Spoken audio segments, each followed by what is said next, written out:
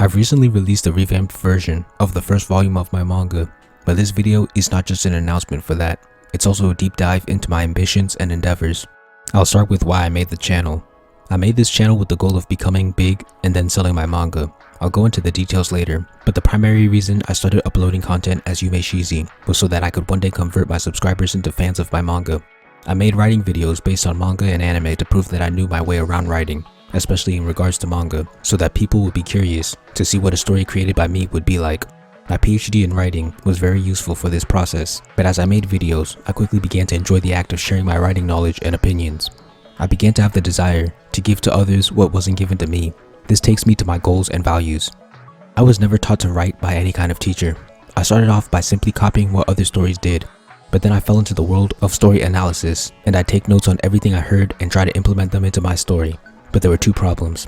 The first was that there wasn't a video for everything writing related. For example, most videos I watched either analyzed characters or themes. There were rarely videos analyzing what made a plot good, and I didn't know I needed them until I started creating them.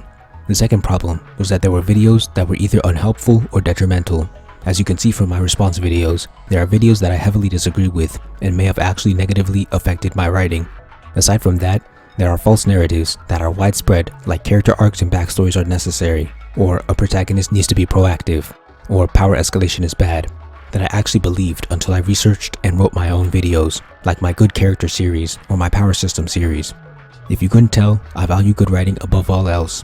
When I make a video, I'm not just trying to promote or dunk on a story. I'm showing examples of what I consider to be good writing and bad writing. My goal is to provide aspiring or struggling writers, mostly anime fans, with the detailed ins and outs of what makes a good story. And for people who don't write, my goal is to deepen your knowledge or appreciation for stories and writing. I thought that there were certain videos that should exist, so I took it upon myself to do the research and become capable of making those videos myself. On a larger scale, if I was a huge and well-respected critic with over 1 million subs, my goal would be to improve the level of writing of the current and future generations, because I feel like the greatest stories out now could be consistently surpassed if more people understood the formulas behind good writing. And if you want to see a manga to follow the analysis you see on my channel, look no further than my manga. Now for the history of the manga side. I came out of the womb drawing. Luffy and Naruto wanted to be Power King and Hokage respectively from a young age. I wanted to be a great comic artist.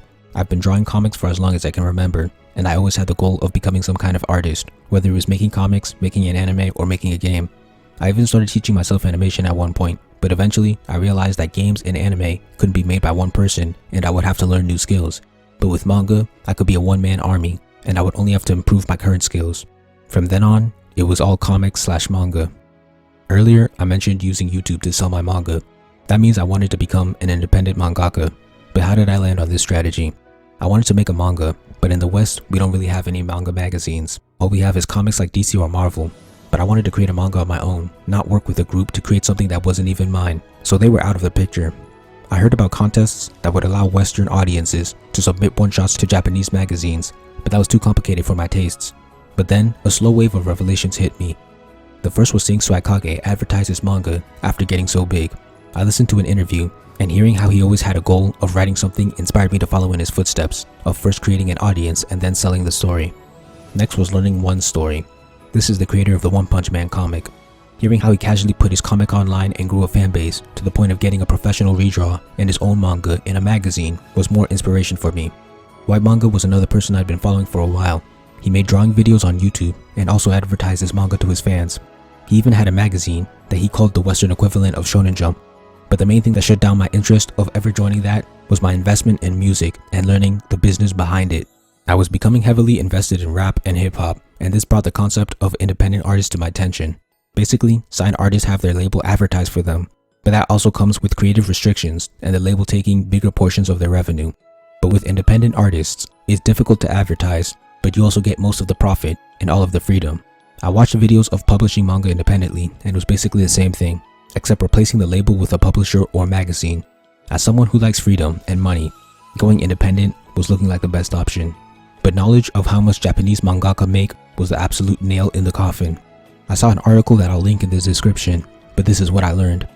In Shonen Jump, a manga named Uzimaru made 10k yen per page and 80 pages a month. This is 800k a month and 9.6 million a year. This is about 96k US dollars. Mangaka also make royalties from tankobon. In another manga by the same author, Say Hello to Blackjack, he made 8 to 10% of every copy sold. Tankobons are between 500 and 600 yen, which is about 5 to 6 US dollars. This means that he made at max 50 to 60 yen per volume, which is 50 to 60 cents here. In 2009, it was estimated that the average mangaka, which means not from Jump, made 2.8 million from royalties. That's about 28k US dollars. This means that the average mangaka sold about 56k volumes. A manga like Saiki K, which has a decently popular anime, was also determined to have sold less than 750k copies since it wasn't on the top 30 chart. Furthermore, for anime, according to Gintama's creator, the mangaka are only paid an upfront license fee for the characters and story. After that, none of the profits go to the mangaka. In short, most mangaka make their money from their payment per page contract and tankobon royalties. I didn't even cover personal expenses. This nonsense was completely baffling. These people put their blood, sweat, and tears into making such amazing art, but barely make anything out of it. I wasn't trying to do this, so independent publishing was my final decision. So after that, I started researching how I can publish independently and came across Amazon KDP. It was difficult to follow their specific guidelines at first, but once I got the hang of it, it seemed too good to be true. I was able to self-publish a manga online with minimal difficulty. So I have the product down, the hard part is selling it. Finally, this takes me to the revamp. I'm doing this so that I can improve my story and the art. I don't want to redraw everything because I think it's cool to see art evolution, but I also need to make sure that the first volume has art worthy of being bought and standing on its own. My first strategy was to ignore the level of art because it would get better as the story went along, and the story was what matters.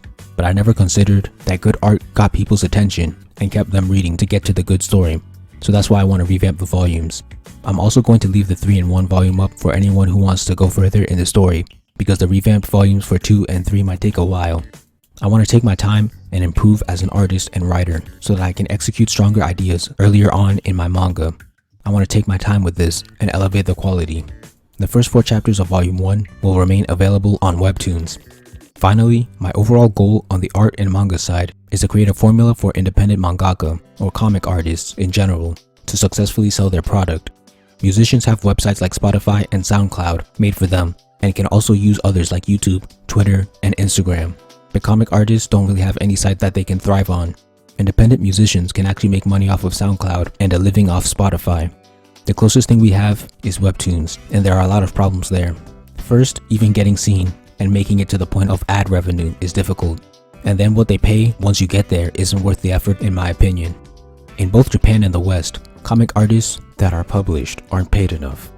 That's why I think the best option for an independent mangaka is to use KDP. There are several templates for becoming an independent musician. I want to be able to create the template for becoming a successful independent mangaka and hopefully inspire others to follow suit. But first, I need to be successful. That's where you come in. Your support would be greatly appreciated and could potentially revolutionize the world of manga in the West and the East.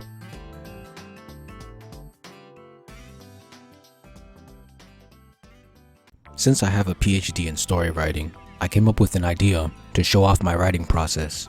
I believe writing is pretty easy when you know the ins and outs, and this video might neatly wrap up a lot of my important videos into a clean package.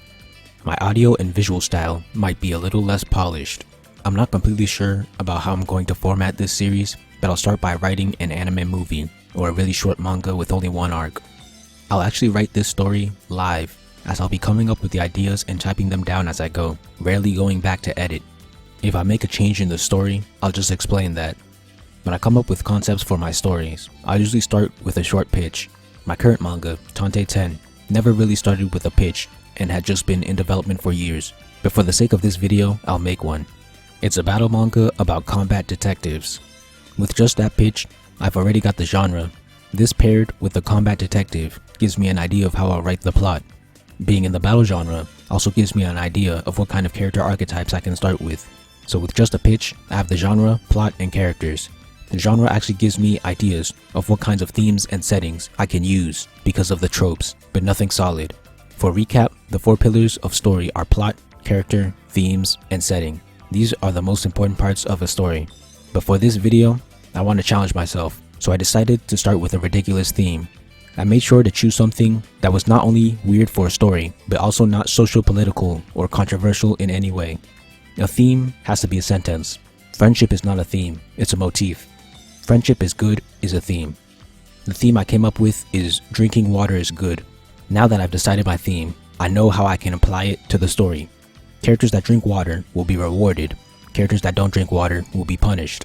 I could do more complex things, but I'll keep it simple for now. From here, I'll be switching between plot and characters whenever it feels comfortable. I'll start with the plot. If you watched my video on plot structure, you'll know that the general structure is introduction, inciting incident, first act break, midpoint, second act break, climax, and resolution. I'll obviously start with introduction. Here, I want to introduce my main characters, so I'm switching to characters. Obviously, I'll start with the protagonist. I'm gonna name him Joseph Inkerton. I'll switch between adding the traits of a good character and a good protagonist. I'll be referencing my videos on writing a good character and a good protagonist, so watch those. So with protagonists, the first thing is their connection to the theme. For this, I want Joseph to kind of be like Luke Skywalker was in the first Star Wars movie. He was neutral and basically had an angel and a devil on his shoulders. Obi-Wan was his mentor, who was teaching him the theme, while Darth Vader was his antagonist, who was promoting the anti-theme, which is the opposite of the theme. Joseph is going to be neutral towards them, and have an angel and devil for the theme. They're officially called Mentor Aria and Antagonist Aria, but angel and devil has stronger imagery and is easier to understand. So, Joseph is a guy who's going to learn that water is good for him in the plot. I'll make him a teen, because you kinda have to be young to not know about having a healthy diet.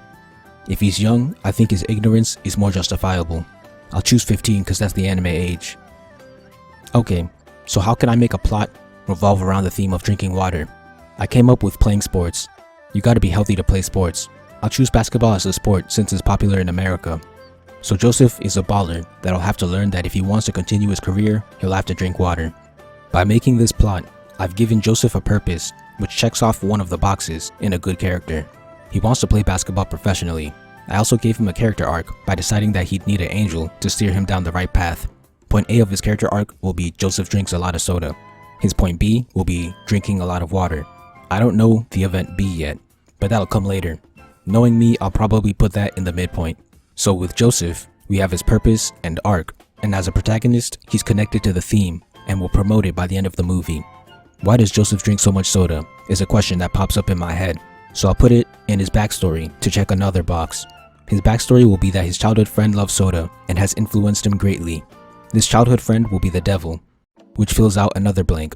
I'll name him George Sugarton. Why is George addicted to soda? Because his parents always buy him fast food. That fills out George's backstory. Now for Joseph, all I need is personality and actions in the plot. The latter will come as I develop the plot, so I'll work with the former. Personally, I find that the characters I find the most charismatic have one of 3 traits. They're funny, they're intelligent, or they're a calm, cool, quiet guy. I don't want to make Joseph too amazing, so I'll just choose being funny. He can make jokes at others' expense, his own expense, or at no one's expense. He's a fun jokester. Alright, Joseph's basically complete. I still need to work on the plot, give him an angel, and develop George. I'll do the angel. I was considering making the angel Joseph's dad, but how would a friend have more impact on you than your own dad? I could make their relationship strained, but choosing Joseph's coach would be easier and more believable. I'll name him Jermaine Lightford. I'll also make him a character that Joseph meets during the plot so that George's negative influence can be more believable. Tyler Morey and Michael Arndt both talk about how great climaxes have external, internal, and philosophical stakes doing stuff. I'll go into that later, but Arndt also said that Star Wars has an angel and devil for each stake. Since this story is a standalone, I decided to go the extra mile and do that. Jermaine and George already take care of the philosophical stakes. The external stakes will be whether Joseph can become a successful baller or not. I don't have an internal/emotional stake yet, so I'll think about that later. First, I want to focus on writing the other 3 characters. Neither of them will have arcs. I might change my mind later. I gave George a backstory already. Jermaine's backstory will be that he's trained many athletes in the past, and having a healthy diet was crucial to their successes. Now personalities. George will be that hopeless friend that has nothing figured out and kinda drags you down. But he and Joseph need to be good friends for a reason, so I'll make him the one that got Joseph into basketball. George loves watching b-ball and showed amazing matches to Joseph, igniting his passion for the game. Jermaine will be a strict coach, because when people present info in a hostile manner, it doesn't matter how good the info is, you won't want to follow it just to spite them. This further justifies why Joseph wouldn't listen to Jermaine. So I have personalities and backstories for them. George will have no purpose because he's kinda lazy. Jermaine's purpose will be to create high-level athletes. I already said I probably won't give them arcs, so all that's left is actions, but that'll come when I continue the plot. Now I'll switch back to making a good protagonist. Joseph will push the plot forward, but we'll only see how that plays out as I develop the plot. His plot armor will be that he's tall and athletic. I'm gonna stop here for episode 1. So I made a theme. I made Joseph a good character and protagonist. I gave him a philosophical angel and devil, and I made both of them mostly good characters. Things I need to do is develop the internal and external stakes, develop both angels and devils, and complete the introduction. Dr. Yume signing out. This is going to be one of my trailblazing analysis videos, an analytical discovery that really shifts the way I write. Other examples would be how to write power escalation and power-ups, and what makes a good character. So I was thinking about making a video on what makes some anime considered perfect by fans on a collective level. I was heading in the direction of maybe shorter lengths or sticking to the formula that was introduced towards the start as possible answers. While I still think those hold some truth, this train of thought brought me back to a question I've asked myself before when thinking about what separates the so-called perfect shows from the flawed ones. Is spectacle a burden on good writing? Let me explain. When I say spectacle, I'm mostly referring to the epic action scenes and fights that battle manga and anime are filled with. What are some anime that I believe are collectively considered perfect? Cowboy Bebop, Death Note, Fullmetal Alchemist, Code Geass, Attack on Titan, and Monster.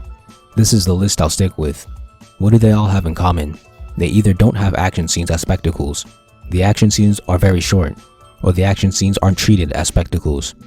From a writing perspective, why would spectacle be a problem? I'd say because it pauses the story. They are unnecessary for writing a good story. During those long and exciting fights, the plot, characters, and themes are not being developed most of the time. When summarizing the story, you can basically say X fought Y, and they ended the battle with these injuries. Meanwhile, all of that action might have taken up 2 whole episodes. But Death Note does have its own form of spectacle, which is the mind games that Light and L engage in with others or each other. The difference is that those battles are not only short, but they move the plot forward in unique ways due to the varying results. When L beats Light in episode 2, the plot develops because now L has narrowed down Kira's location. When Light kills Ray Pember and Naomi Misora, he hinders the task force, but he also narrows down their targets once again. When L meets Light in person, this prevents Light from killing him directly. When they play tennis, this allows them to pretend to be friends at school. When L gives Light the deductive test, this increases L's suspicion of Light and allows him to be recruited into the task force. I could keep going, but you get my point. The same thing can be said about Code Geass and its battle of wits. I could even throw early Promised Neverland in there too. Meanwhile, when a battle manga hero beats a villain, most of the time, the result is that they've saved themselves and or other people. The overall plot or status quo doesn't change that much. In summary, stories without spectacle use their time more effectively because more time is dedicated to developing one of the 4 pillars rather than spectacle that slows down the development. And when stories like Death Note have spectacle, it's not only kept short, but pushes the plot in unique directions. The only spectacle that could be considered a waste of time is the tennis match. Let me go over the others in the perfect list. Cowboy Bebop has some close quarters fights and gunfights as spectacle, but all of them are short. FMA has some fights that are treated as spectacles, but they are short. Other fights aren't treated as spectacles. Code Geass has mech battles as spectacles, but they are also short. AOT has spectacle action, but also action that is more frightening than spectacle. Both are short. Finally, Monster has some shootouts, but they aren't treated as spectacles. It's not all bleak though. Out of the 4 pillars, only 3 need to be frequently developed in good stories: character, plot, and themes. Setting development is not that important. While most battles don't have development, there are some that do. The most notable example, and my favorite, is the philosophical battle. If 2 characters are debating their philosophies during battle, that is theme development. There are many examples of this. The main stories I know that do this are Yu Yu Hakusho, Naruto, Magi, and Magical Index. If the character grows as a person during the battle, or new parts of their personality is shown, the battle provides character development. Most philosophical battles do this, but examples of non-philosophical fights that develop character would be Goku vs Frieza, Gohan vs Cell, most of Yusuke's fights during the Dark Tournament, and Ichigo vs Ginjo. In Goku's fight, he shows how forgiving he is towards evil people. In Gohan's fight against Cell, we learn that he doesn't like to fight or kill. Later in the fight, he learns that it's okay to fight for good, allowing him to get angry, kill the Cell Juniors, and defeat Cell. Though he's not fighting, we also learn about Goku's flawed thought process towards his son in battle. In Yusuke's fights, they show off his love for fighting. When Keiko is in the crowd and sees Yusuke smiling and enjoying the fight, she and the audience realize just how passionate Yusuke is about fighting. The fight also develops the antagonists as people. In Ichigo's fight, he was finally ready to kill another person, and technically did by the end. For fights that have plot development, look no further than Stone Ocean. I already have an entire video dedicated to this topic called Elevating Plot Progression, so check that out. Like Death Note, the results of the fight change the status quo. Creating good spectacle is also a writing skill itself. Creating a good fight and a good power system takes planning, creativity, and logic. I have videos analyzing what makes a good fight and a good power system. I wouldn't say it's as important of a skill as nailing the 4 pillars, but it's definitely an art form that is respectable, so I definitely do appreciate their existence. So what's my conclusion? If a battle manga is able to progress the plot, characters, and/or theme in every single fight, similar to the examples I gave, that would mostly eliminate my argument of fights being a waste of time towards increasing the quality of the story. If the fights were also shorter, maybe an episode at max, that will completely eliminate my waste of time argument. And if the fights can also be written and spectacular, then that manga will be getting the best of both worlds and creating a story that surpasses the perfect list and the best battle manga. Making a battle manga tightly written like this would take a lot of planning, but it would be worth it. Maybe one day I'll accomplish this.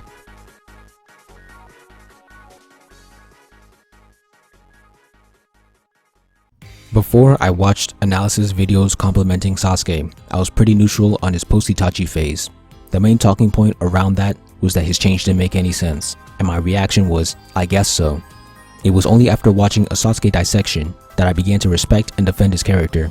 I believe that this was made by Suikage, and he was able to make this video solid by going through all of Sasuke's appearances in the manga and paying attention to the little details. Now that I'm an analyst myself, I can do that for Sakura, and maybe even help others change their minds on her.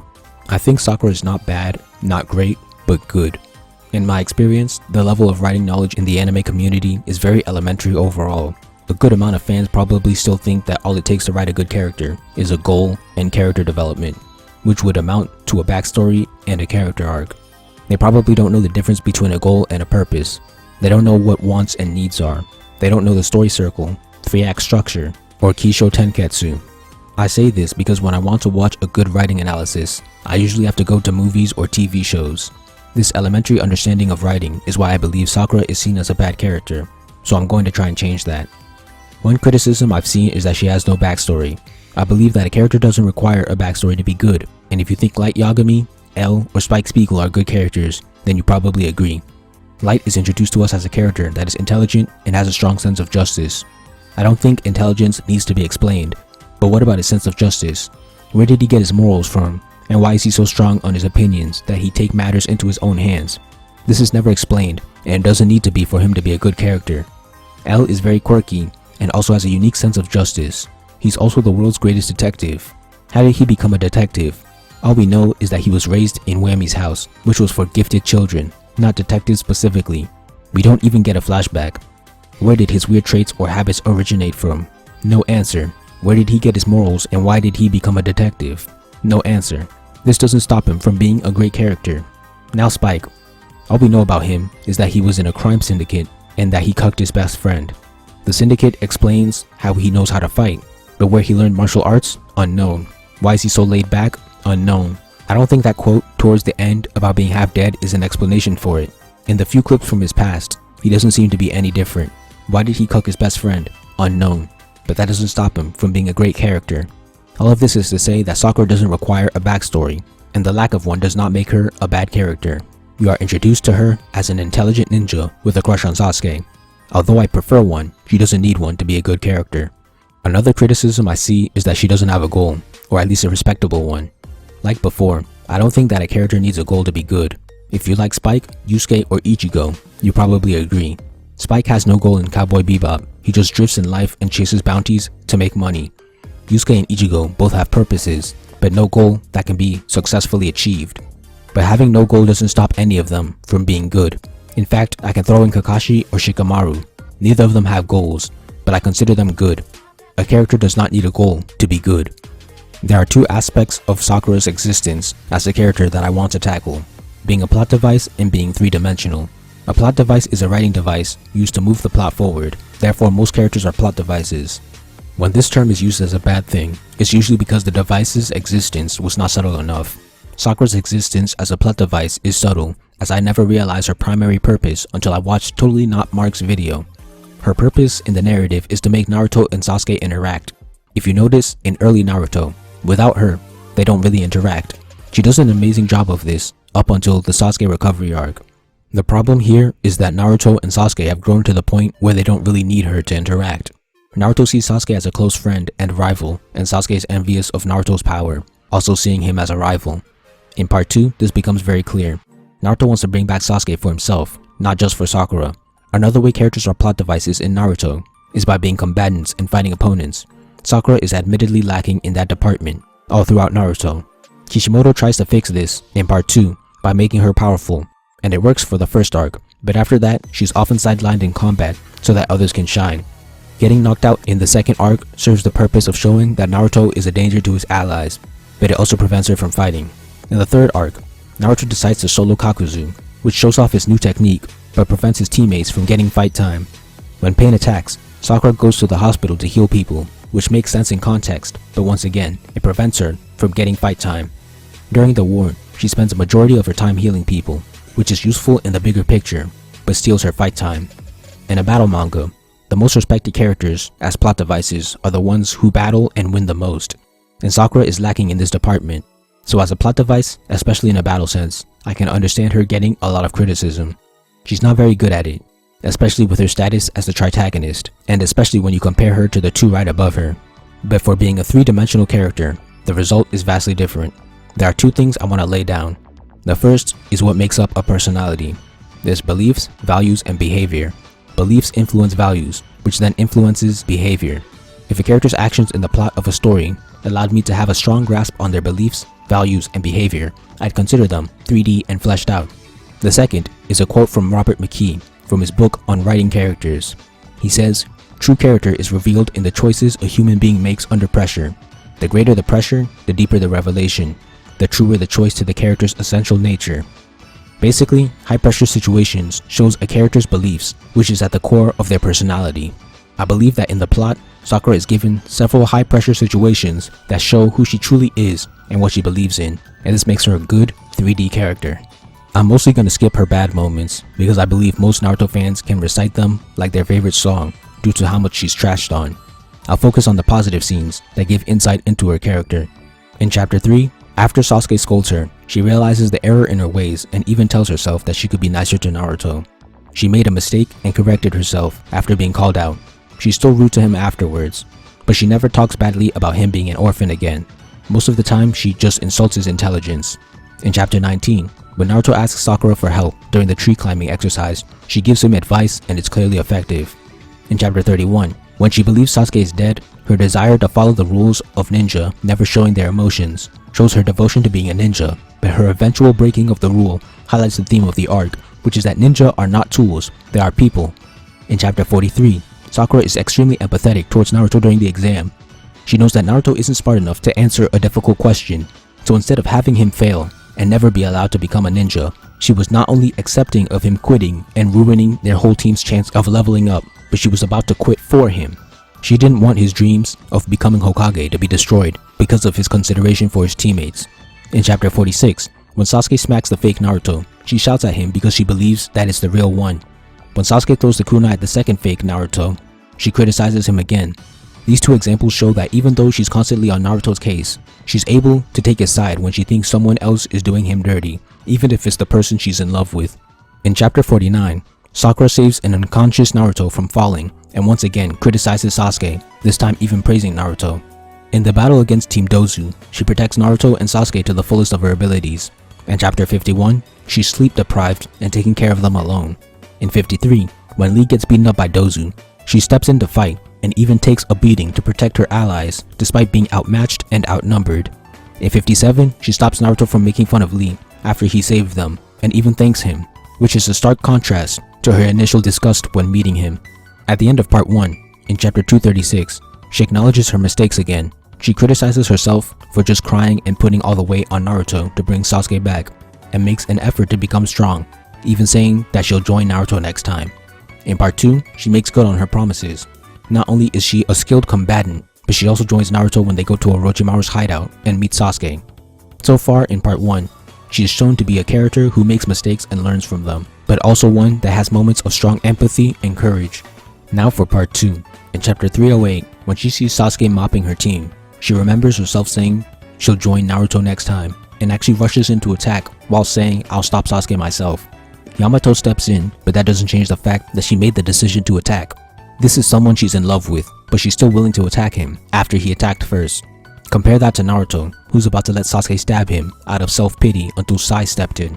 Then in chapter 310, when Naruto is wallowing in self-pity, Sakura calls him out, saying crying won't bring Sasuke back.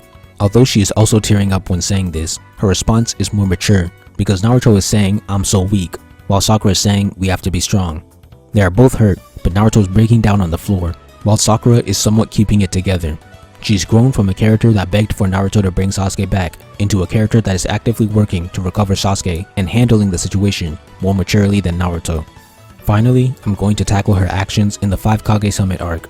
In chapter 458, Sai tells Sakura that Naruto is in love with her, is bearing the burden of her promise that he made to her, and that she is making Naruto suffer like Sasuke.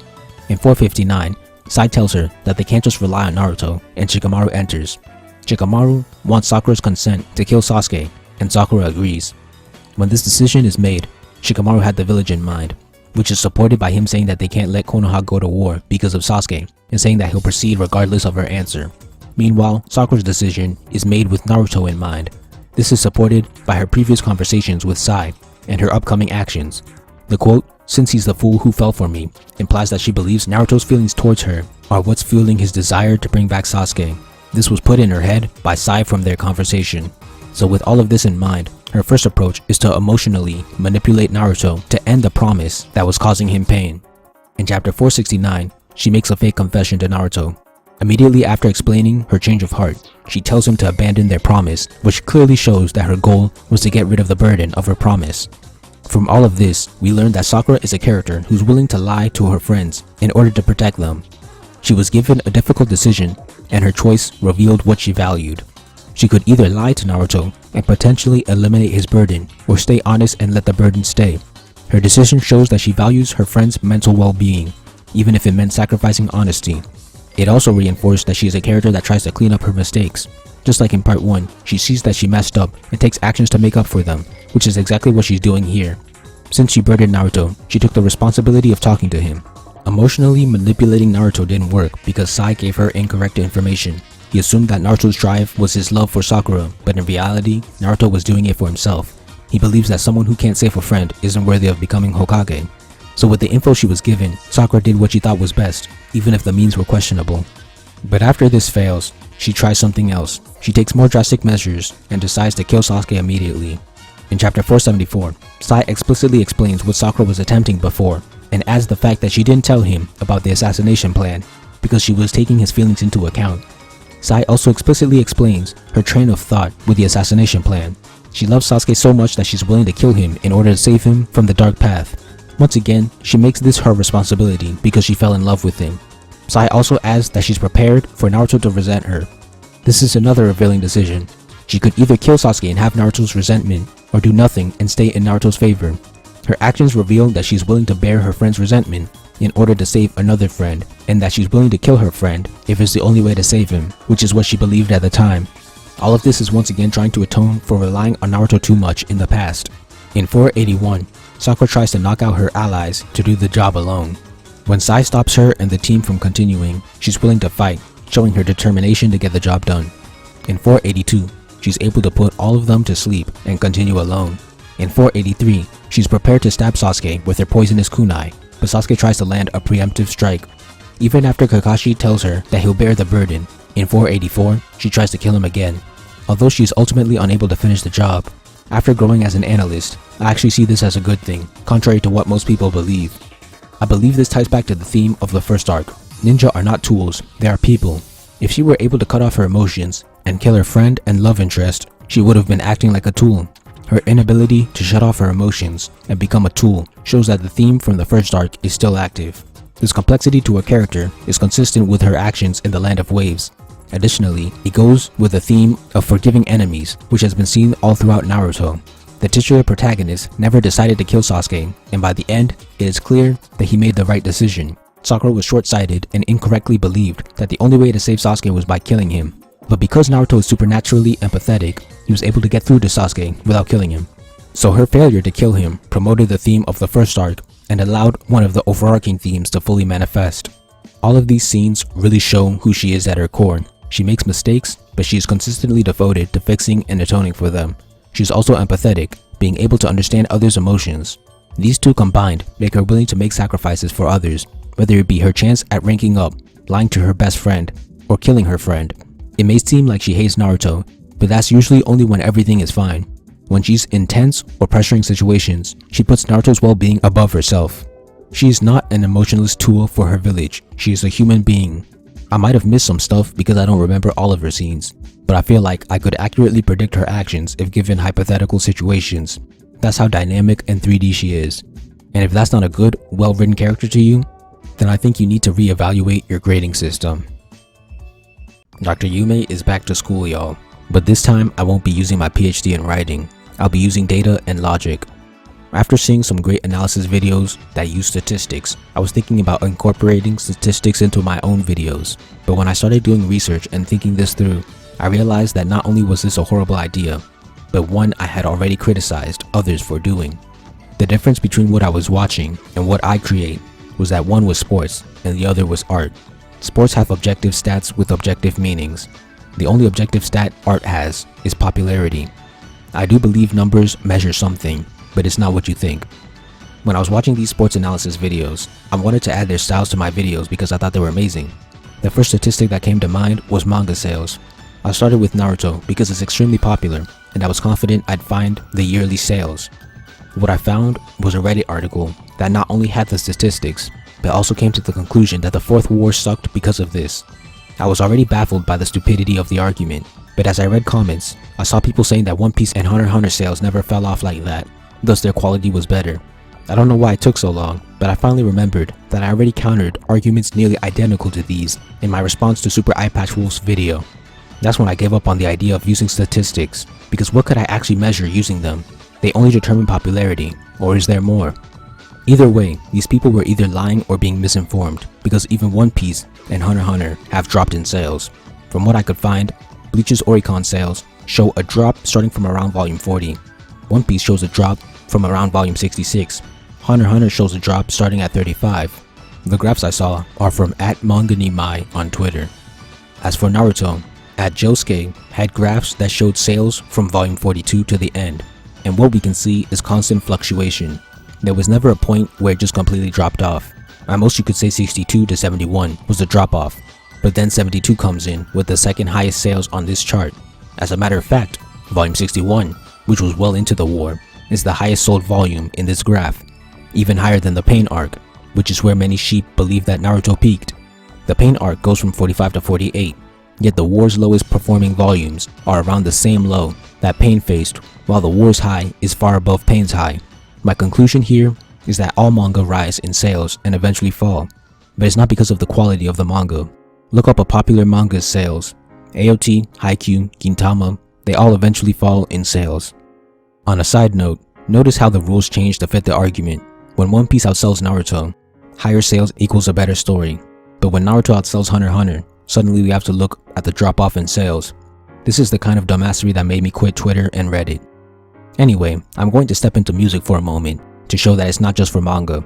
First, I'll use an example of one person's sales versus another. Drake versus Kanye.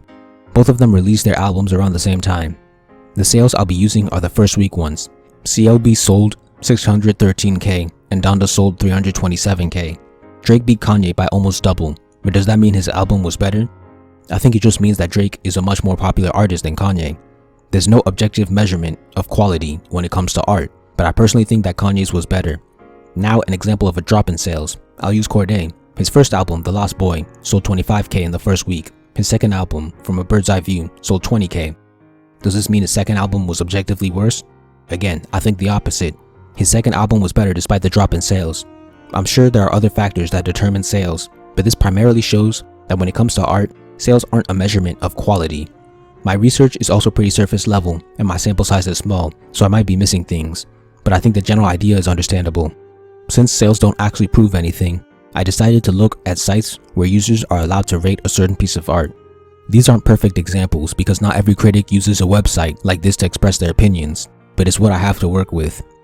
This time I'll start with music. CLB and Donda are recent albums that I've listened to and don't yet have a cult-like following. On Metacritic, CLB has 60 out of 100 on Metascore, which is the critic rating, and 3.5 out of 10 on user rating. Donda has 53 and 6.5. These aren't amazing numbers, but let's look at albums that I believe have cult followings. My Beautiful Dark Twisted Fantasy is the first one I chose. This has a 94 and 8.4. My second option was To Pimp a Butterfly, since I don't know which Drake albums have cult followings. This has a 96 and an 8.9.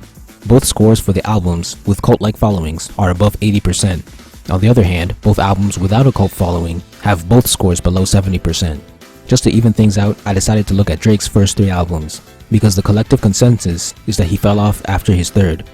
His first had 75 and 6.8, his second had 78 and 8, his third had 79 and 6.5. As I thought, the scores don't show any signs of a cult following, but all of these scores were around 70%, which is better than his fourth album, where he fell off. Views has 69 and 5.7. So what I'm seeing so far is that art with a cult following have extremely high scores from users, while art with a regular or subpar following don't.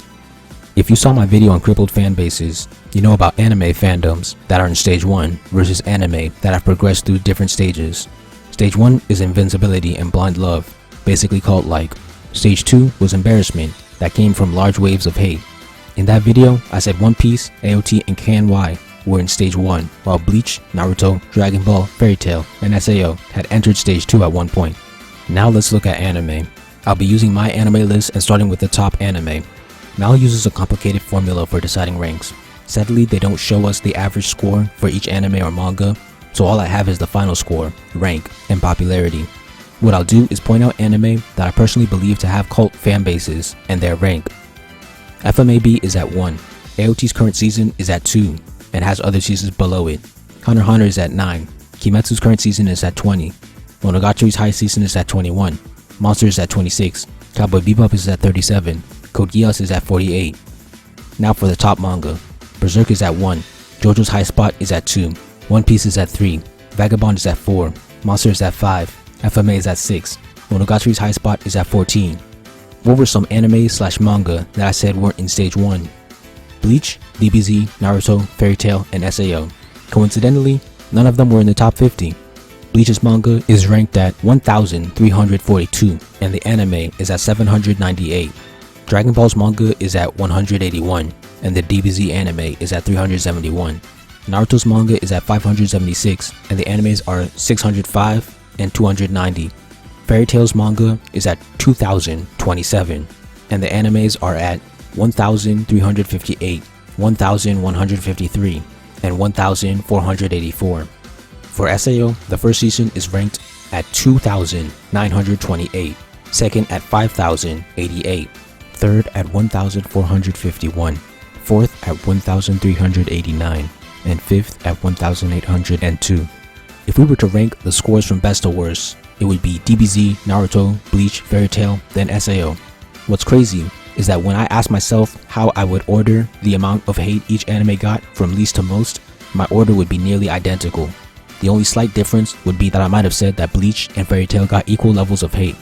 So to recap all the data, so far, I found that stories with cult-like followings tend to rank highly on user rating websites, while stories without cult-like followings have low rankings on rating sites. There are probably also external factors that I didn't take into account, and I can't prove any of this to be true, but there definitely seems to be a correlation. The only solid conclusion I can make is that all stories eventually rise and dip in sales, and that popularity doesn't equal quality. To tie this back to my main objective, if you're a writer, don't let sales dictate the direction of your story. High sales don't mean your story is of high quality, and low sales doesn't mean your story is of low quality.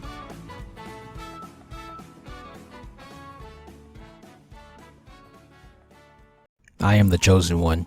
That's why every now and then I make videos that go against the grain and support the underdogs who aren't tactical enough to have a strong voice. I am the subversion king who leads the charge against popular thoughts when I deem it necessary because I have a degree in anime debating. Before I start my analysis, I need to put out a warning. If you're a person who tells people to kill themselves when they don't like your favorite manga, you're not ready for this. If you're one of those snowflakes on Twitter who can't handle a different opinion, you're not ready. If you're a sheep that regurgitates opinions that you hear everyone else saying, you're not ready. You need to turn around and grind until your level is high enough to hear this. If you aren't ready and you still watch this, you can't say I didn't warn you. But if you've seen a good percentage of my videos and are still subbed, you're probably ready. I recommend watching what makes a good character, and Sakura is a good character, before watching this. Female characters in shonen battle manga are not perfect, but they're not terrible either. Before I go into this, I do want to make it clear that the top level of men are definitely treated and written better than the top level of women in shonen manga. My main point is that the top women are not treated badly or problematic, especially when you compare them to mid-level men. As you know, it's a common belief that females are written poorly in battle manga, but I think part of that perception is actually the fault of the audience. In other words, I believe that there are several instances where the audience is the one discriminating against female characters. By now, I should have released my video praising Sakura as a character, which carried on great points I made in my series of making a good character. A lot of the following is what I've personally seen. One major criticism given to Sakura is that she's bad because she has no goal or has a shallow dream. Gaara, from the same manga, has no dream, but I don't see anyone criticizing him for it. Maybe you're saying that no dream is better than a shallow one. Then I'll bring up Shikamaru. His dream is to live a simple life and be lazy. Yet he's a fan favorite character. I could also bring up Spike Spiegel, like I've been doing. He has no goal, but he's a collectively loved character. Another criticism is she doesn't have an arc or her arc is weak. She has an arc, so that argument is nullified. Look at her growth from part 1 to part 2. I could once again use Spike or L as examples that are in the same boat, but I'll choose someone from the same story. Rock Lee. He has no arc, but once again, he's a fan favorite. So goals and arcs aren't valid arguments. What's left is she's weak or she's annoying. Annoying is very subjective, and weak is something that I'll tackle later. But here's another thing she's hated for, a controversial decision. I believe that when she confessed to Naruto, that's when she was solidified as a despicable character in the collective's eyes. You know who else made controversial decisions? Sasuke, Itachi, and Tobirama. Sasuke killed people and tried to kill Naruto and the 5 Kages. Itachi slaughtered his clan and joined the Akatsuki, and I'll get into Tobirama later. The first 3 all did something bad, but another thing they have in common is that they believed that what they were doing was for the greater good, despite the means. Sakura believed that she was helping Naruto, Sasuke believed that he was saving the world, and Itachi believed that he was saving Konoha. Sasuke is met with some disdain, but he had this before he killed Itachi, so I don't know how much stems from these actions. I know some stems from him going against Itachi's wishes, but I've already explained that in another video. Itachi, however, was met with almost universal praise for his actions. I think the different levels of understanding is connected to how much people already like the characters. Itachi was completely understood, Sasuke took time to understand, and people still don't understand Sakura. That order lines up with how much I believe each character is liked. And then there's Tobirama. This dude was a whole bigot and discriminated against all Uchiha. I think he also believed that it was in their nature or genetics to be bad, but I don't really see people hating on him like they do Sakura. I think another reason for the difference in their level of hate is how powerful each character is, but like I said, I'll focus on that later. I only use Naruto because I've refreshed my memory on the story several times due to my reboot series, but I'm sure that if I read Bleach or Fairy Tail, I'd be able to point out the same kind of discrimination against females like Orihime or Lucy. Overall, a lot of women that are used to show that shonen can't write females are actually good characters. I'll say shonen because it's faster than battle manga. Either the fans don't know what makes a good character, the fans are discriminating against females, or they aren't strong, which brings me to my second supporting argument. Viewers believe that shonen women aren't strong for 2 main reasons. They are not as strong as the strongest men, and they do not win as many battles as the most victorious men. I've never heard anyone explicitly say this, but when I started to think about it and looked at the statistics, it became clear that this is the unconscious measurement that is being used. Let me explain. If Sakura was as powerful as Naruto and Sasuke all throughout the story and won as many battles as the one with less wins between the men, would people be saying Naruto sucks at writing females? I don't think so, even if she was still annoying. Same goes for Bleach. If Orihime was as strong as a captain and won as many fights as Kenpachi or Byakuya, do you think people would complain about Bleach's women? I don't think so. And once more, if Nami was as strong as the monster trio and won as many fights as Sanji, would the community bitch and moan about women? Maybe because of the body proportions, but definitely not because of her strength. But both of these are horrible ways to judge a character and have holes in their arguments when you look deeper. This is an atrocious argument because you are basically amounting how well a character is written to the amount of fights they win. How does that make sense? It doesn't. In my video, I did say that the actions in the plot can increase a character's quality, but fights would rank low on the quality of actions. Like I said in my Sakura video, when a character makes difficult decisions, it reveals more about who they truly are. I believe those kinds of actions elevate a character's quality. Fights are just icing on the cake. Let me give you some examples. Which one made Naruto a better character? Beating the pains in a fight or choosing to forgive Nagato? What about Byakuya? Beating Arrancars in battle or choosing to protect his sister after Ichigo helped him change his mind? What about Luffy? Beating Lucci or choosing to fight the government in order to save Robin? I rest my case. Now I'll be doing math. I'm only looking at the big three, but a lot of what I will say can apply to other manga like Fairy Tail or Hero Academia. I'll be attacking the argument that women are not as powerful as men. The argument is very sly. Whenever it's made, you can see that the true issue is that the most powerful women are not as powerful as the most powerful men. Women are never compared to others that would harm their argument. This is usually the case in Naruto. If you put Sakura and Hinata next to Naruto or Sasuke, they are definitely inferior. But if you put Sakura next to Kakashi, her sensei, Sai, her teammate, or anyone from Konoha 11, she'll look extremely competent, but that's never done because it would hurt their argument. If you put Hinata next to Shino or Kiba, her teammates, she'd be around the same level as Shino and definitely above Kiba. Tsunade is weaker than the other two Sannin, but when you compare her to the rest of the Kages that fought Madara, she was taking the lead due to her power. Nami and Robin are definitely weaker than most of the Straw Hats. There's no counter there. Orihime isn't even a fighter, but people always want to measure her strength as an argument. The fact that she doesn't fight after the intro of the Arrancar arc and plays the role of a shield and healer in the final battle shows that she became the protector of the team and retired as an attacker. By the end of the story, Rukia is arguably stronger than Uryu and Chad, Ichigo's human allies. But you'll rarely hear that point because she's weaker than Ichigo and Renji. Nami is around the same level as Usopp and Chopper without Monster Point. Robin is around the same level as Frankie or Brook, but because neither of them are on the same level as the Monster Trio, is problematic. If I were to make tiers, I'd have top, mid, and low. It's true that women rarely enter the top tier, but I'll get into that later. My main issue right now is that fans would have you believe that women are in the low tier, which is not true when you look at the statistics. Now for win ratios. An underlying argument when these characters are called weak is that they do not win as much as the most victorious men. But like the previous argument, that's never made clear. Instead, it's framed as if all men rack up wins, while women are left behind. Let's start with Naruto. Sakura doesn't have as many wins as Naruto or Sasuke, but she does perform better than most men. Let's look at the stats for mid-tier characters. Sakura would have lost to Team Dozu. She tied against Ino, she beat Sasori with Chio, and she worked together to beat Kaguya. That would be 2 wins, 1 tie, 1 loss. Kakashi was actually captured by Zabuza at first, but after being freed, he beat him. I'll count that as a tie. He beats Zabuza, loses to Itachi, is saved against Kakuzu, loses to Pain, beats Obito, and helps in defeating Kaguya. 3 wins, 1 tie, 3 losses. Sai has no solo fights to speak of, but he helps bring down Deidara. That's 1 win. Shikamaru beat Kin, lost to Tamari, would have lost to Tayuya, and beat Hidan. 2 wins, 2 losses. Lee was beating Sasuke, lost to Gaara, and would have lost to Kimimaro. That's 1 win and 2 losses. Neji beat Hinata, lost to Naruto, and beat Kidomaru. 2 wins, 1 loss. Choji lost to Dozu, beat Jirobo, and was losing to Kakuzu. 1 win, 2 losses. Kiba lost to Naruto, and would have lost to Sakon and Ukon. 2 losses. Shino beat Zaku and Kankuro. 2 wins. Hinata lost to Neji and Pain. 2 losses. Jiraiya tied with Itachi and Kisame, won against Orochimaru, and lost against Pain. 1 win, 1 tie, 1 loss. Orochimaru beat Naruto, tied with Sasuke, beat Hiruzen, lost to Jiraiya and Tsunade, and lost to Sasuke. 2 wins, 1 tie, 2 losses. Tsunade won against Orochimaru and Kabuto as a team, and lost to Madara. 1 win, 1 loss. Let me stop there. I decided to use soccer rules when counting the points.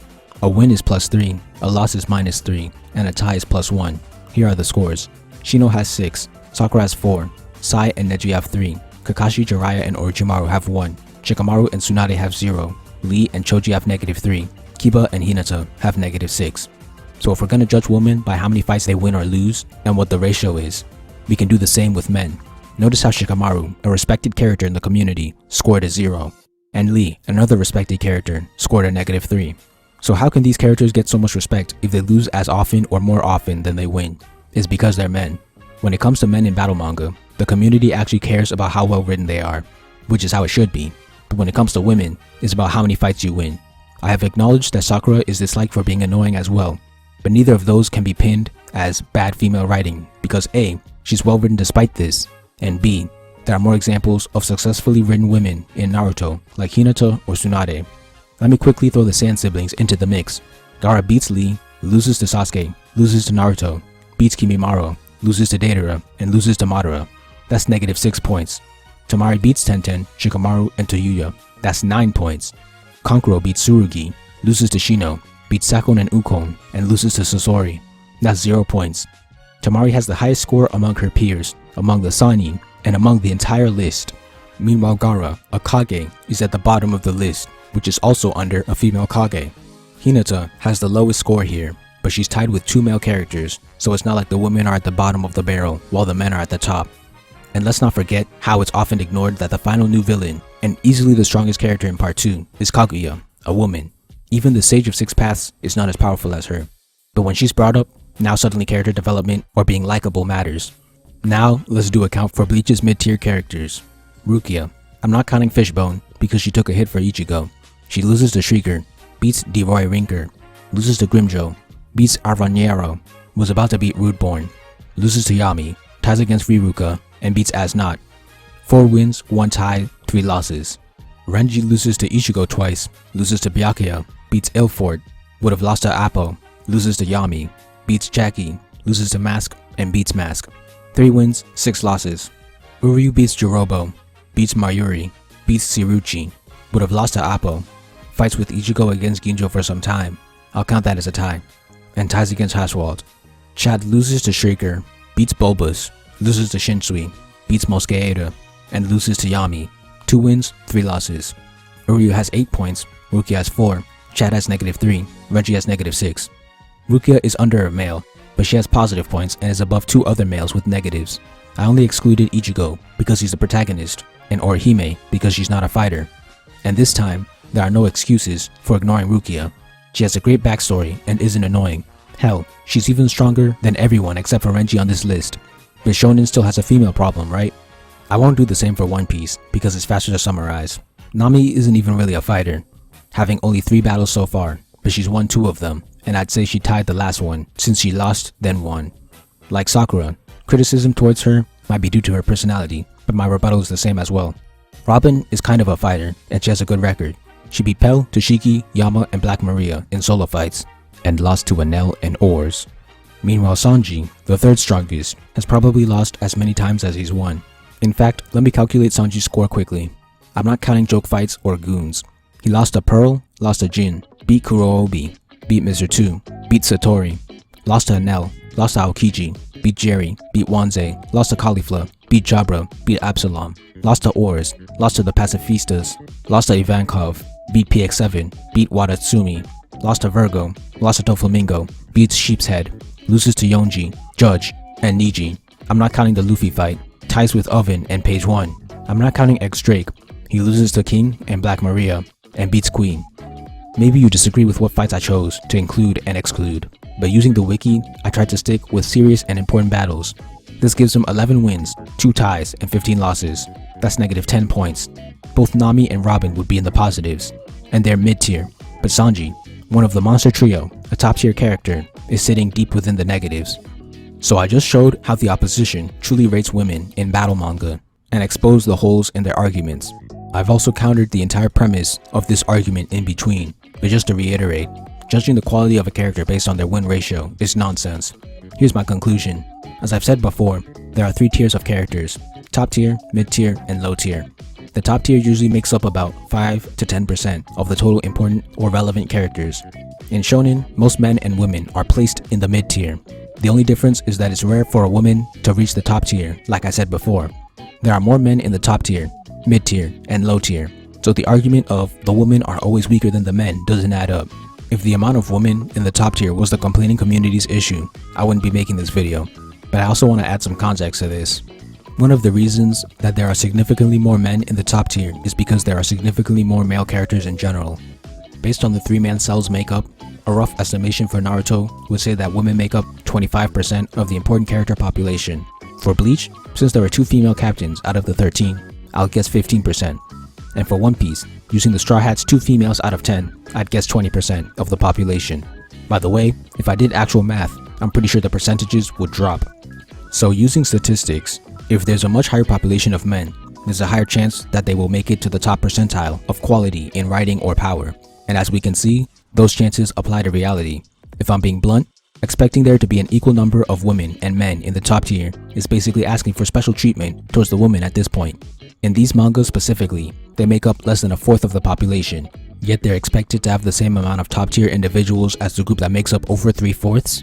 That doesn't add up. Here's my conclusion. There are two major arguments against shonen females. One is that they aren't good characters. Two is that they have low win ratios. The first argument is completely wrong, and I believe I showed why. I'm sure I could make individual videos defending Rukia, Orihime, or Nami, and I'm pretty confident that people have already done so. As for the second argument, while it is true that females don't enter the top tier, I think it makes sense considering the circumstances. I'm not saying stop complaining, you're lucky you're getting anything. If it were me, the first thing I'd be complaining about is the amount of females.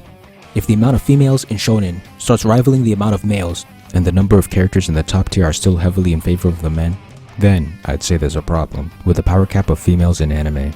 Funnily enough, Fairy Tail is the shonen manga that I'd say has a close to even split between the genders, and there are actually women in the top tier, like Urza and Mirjane, or several of the female antagonists. But a potential counter-argument to the top tier imbalances is that IRL sports are unbalanced like this too, which is true, but that's another argument for another time. Overall, having most to all women in mid-tier is not battle manga failing its female characters or writing terrible or garbage women, especially when you take into account the percentage of women in the stories. People in the community try to treat this like the problem goes deep when it really doesn't. In conclusion, battle shonen have well-written female characters. Shonen didn't fail its female characters. You did. Shonen doesn't have a female problem. You have a problem with the way you grade characters. Spoilers for Code Geass and Naruto. I thought about making a video on just the final chapter of AOT, but that wouldn't give the full picture and would skip many of the good elements that came before it. I'm starting at chapter 128, which would be episode 25 or 26 in the latest season. The latest episode is 24 at the time of writing this. If the anime changes the ending, I'll make a video on that too. I mostly want to focus on the major plot points and the action. Let's start with the plan. The team wants to protect the flying boat and the Azuma Bito, and buy time for the ship while not killing anyone. This is step 1 of my plot cycle, where the characters are given a challenge. Step 2 is the characters facing the challenge. They face this by pretending to be on the Jaegerist's side. Using what their enemies saw, Armin makes up the lie that the cart titan killed John and Onyakopon and is getting away. They ask Flock to free the Azuma Bito mechanics to fix the boat, obviously so that they can later save them. Here, Armin and Connie are in the middle of a mini-cycle, with their goal being to get rid of the explosives without killing anyone or raising suspicion. The plan is going well, but Kiyomi and Mikasa take necessary actions that allow Flock to warn everyone of the traitors. This is the turning point for both cycles. In the first cycle, Armin gets shot and Connie is about to be shot as well. The second enemy is about to detonate the explosives. The characters don't really want to kill each other, having been on the same side at one point, but Connie eventually shoots both enemies. Mikasa and Kiyomi starting the fight is its own mini-cycle. In the second cycle, the heroes eventually have to kill people as well. The armored and female titans show up and start killing. This promotes the theme that despite having pacifistic goals and approach, sometimes you have to make sacrifices. You can either sacrifice your life and keep your ideals, or sacrifice someone else's life to complete your own goal. Here, the character's choice shows that they value completing their goal and protecting their friends over keeping their ideals. This is a utilitarian view. So far so good. In chapter 129, another problem arises. We and the characters learn that it takes half a day to get the flying boat to work. The thriller genre is based on the technique of creating back-to-back problems in quick succession, and AOT is nailing that. Kiyomi comes up with a solution, so now the third mini-cycle is to prepare the boat. Armin and Connie's cycle is done, but the second cycle becomes more complex. Instead of just fighting soldiers, Annie and Reiner now also have to protect the civilians. When the duo is about to be finished, Connie, Mikasa, and Jean all get the resolve to kill in order to save their friends. Falco also shifts into a Titan to help, and Gabby snipes Flock, turning around the desperate situation. Falco shifting was a Chekhov's gun that was set up before Eren activated the rumbling, so using it here to solve a problem was perfect. But what's even better is that this comes at a cost. Falco goes out of control as the Jaws Titan and starts attacking his allies, creating yet another problem. Magath quickly gets him out and most of the heroes depart on the boat, wrapping up the second and third cycles, and fourth if you want to count Falco. With all the original cycles completed in success, there arises a new one. Keith and Magath stay back to prevent the cruiser from chasing the ship. They successfully blow this up together, ending that cycle. The main cycle was to get resources, free people, and don't kill anyone. They succeed at the first two, but failed at the last. Under that cycle, there were 5 different mini-cycles. The explosives, fighting the Jaegerists, getting the boat, dealing with Falco, and exploding the cruiser.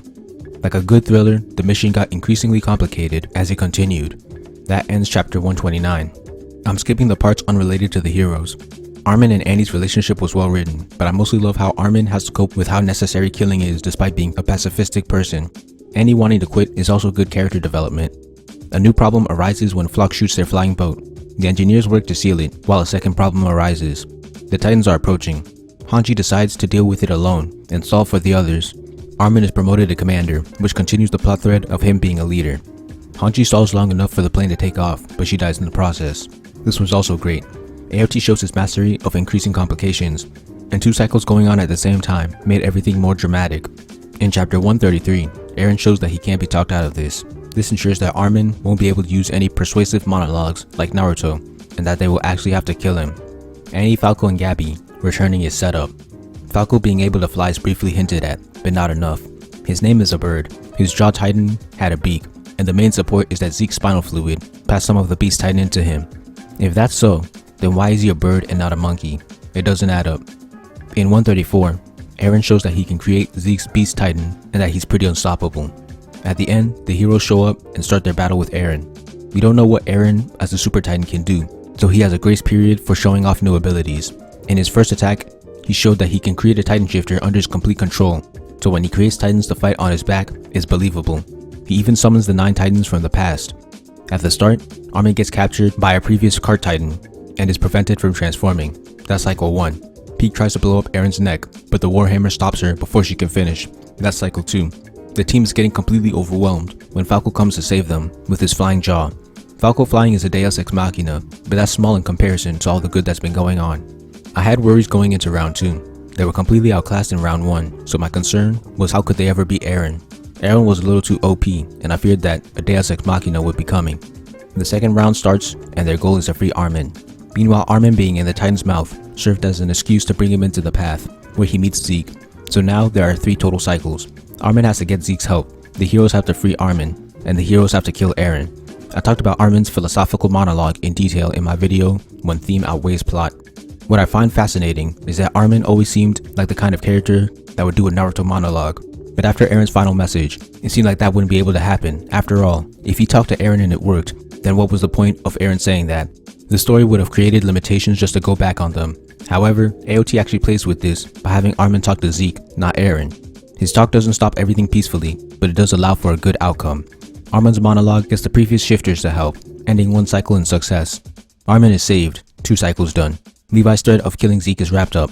Jean blows up Eren's neck, and the Colossal Titans stop, ending what Pieck started, 3 cycles done. Reiner stops the worm thing, and Armin nukes the place. 4 cycles concluded in quick succession in 1 chapter. That's a hell of a climax. Armin willingly kills Eren to save the world. All that's left to do is have everyone bury the hatchet after seeing what the rumbling did and could have done. It would be poetic because Eren wanted to kill all of his enemies, but now he would have become the villain that unintentionally united the world and changed everyone's behavior. This is similar to Sasuke and Lelouch's goals, except they were consciously trying to unite the world while Eren wasn't. I respect this path as well, because it would have been lame if Eren was faking his whole freedom mentality and badassery. It's interesting how there are some villains that can't be reasoned with. I respect both sides, it's all about execution. Additionally, when Eren first got captured, I was pissed because they were humiliating him yet again. They had a Titan put a tongue in his mouth. Was there not a different way to go about this, leaving his dignity intact? This issue is decreased by Armin killing Eren, but it's still there. But wait, that's not how the manga ends. Eren comes back as a Colossal Titan in chapter 138. Every Eldian that isn't a shifter or Ackerman starts turning into a mindless Titan. This includes Jean, Connie, and Gabby. The fight not ending was the first red flag, because why would you abandon such an amazing climax? Jean and the other main characters becoming Titan was the second red flag. There's no way the story would end with them as Titans or dead. They've had enough plot armor to make it this far, which means that this would be reversed.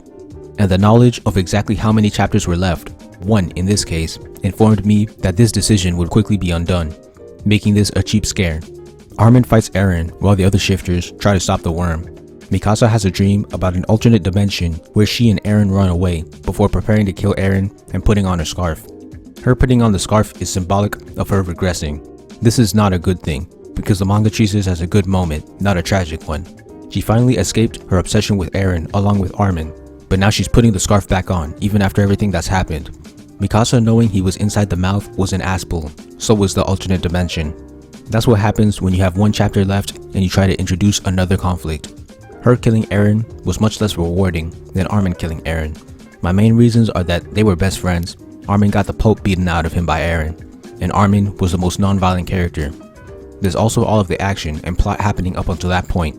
The story was good when Armin killed him. The story was falling apart when Mikasa killed him. And to make things worse, Mikasa kisses Eren's severed head. 1. That's a severed head. Mikasa looks like a deranged yandere and a necrophiliac. 2. Their romance was completely one-sided. Eren never showed any romantic feelings towards her, and their chemistry sucked. People have pointed out that he had better chem with Historia, and when I look back, I agree. 3. This feels like it was done to please shippers, which I hate. I despise when writers allow the fans to bend them into making decisions. It shows a lack of confidence in your work. Chapter 138 was just back-to-back bad decision making, and I thought that was bad. 139 starts off doing the opposite of what I just praised him for, and making Eren like Lelouch. Eren planned this all along since he was a kid. This decreases the impact of everyone's efforts since it was all according to plan. This also means that Eren at his peak was simply faking. This is the first major blow to his character. The second blow is in regards to Mikasa. I feel secondhand embarrassment simply reading this. Eren is retconned to have been in love with Mikasa all along, and even says simp nonsense, like not wanting Mikasa to be with another man. What the hell is this? It's character assassination. Then he goes on whining about how he doesn't want to die. Why didn't Armin remember? Because he had erased his memories. But guess what? After Eren's death, everyone remembers this, and all titans from the world disappear. Let's start with the first part. In Geass, at least only 2 people were aware of Lelouch's sacrifice, but here they make everyone aware, and he's looked at as a hero. Lelouch faced costs and was remembered as a cruel dictator. Eren tries to kill everyone and is remembered as a hero. That's nonsense. As I said, all of the titans are turned back into people, undoing the stake set up in the last chapter. As I said, it's a cheap scare. The characters can also see dead Survey Corps members for some reason. This is so corny. Mikasa also carried Eren's head and leaves with it, making her even creepier. But I'm not done. Remember how Titan Shifters only had a certain amount of years left to live after getting their powers, adding the cons to gaining such a strong power? That's removed when Eren dies.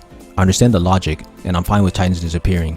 But the Titan Shifters being freed from the Curse 2 is too much of a happy ending for me, especially considering AOT's previous arcs. It's revealed that Historia's baby dad is not Eren, which further pleases the Mikasa shippers, because it was speculated that Historia's child was Eren's up until now. Most of the main characters are now peace ambassadors or something. Side note, it's crazy how Isayama pleases the Mikasa shippers, but has Historia marry and smash a nobody, while Reiner is alone and simping for her.